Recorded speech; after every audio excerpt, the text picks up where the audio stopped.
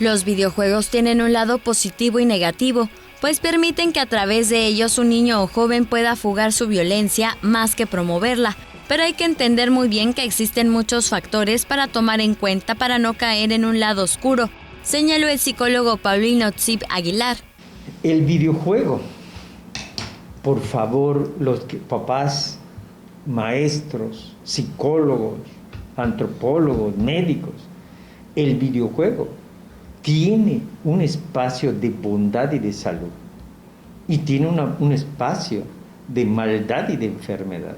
Hay que tener en cuenta qué cosas: la edad del niño y la niña, las horas que se pasan jugando, el temperamento del niño, la educación para poder regular el juego, como regular cualquier otra actividad, dormir, bañarse.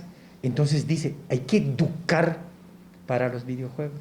Aquí lo importante es el llamado a los que tenemos la obligación y responsabilidad de educar a los jóvenes y a los niños y poner los límites necesarios, recalcó Paulino Tzip, Premio Estatal de Psicología. Aquí es el llamado a los que educan, y los que educan eres tú a través de los medios de comunicación, y el maestro que está en las aulas, y el papá que tiene que ver hoy cómo zafársela y sacar con el niño el trabajo.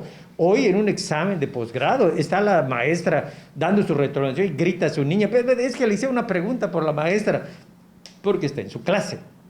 Entonces, ¿a quién tenemos que responsabilizar?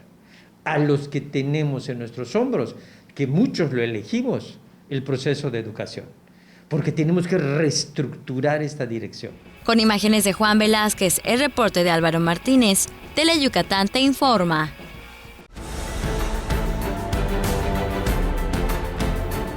Teleyucatán te informa, lunes a viernes 3 de la tarde.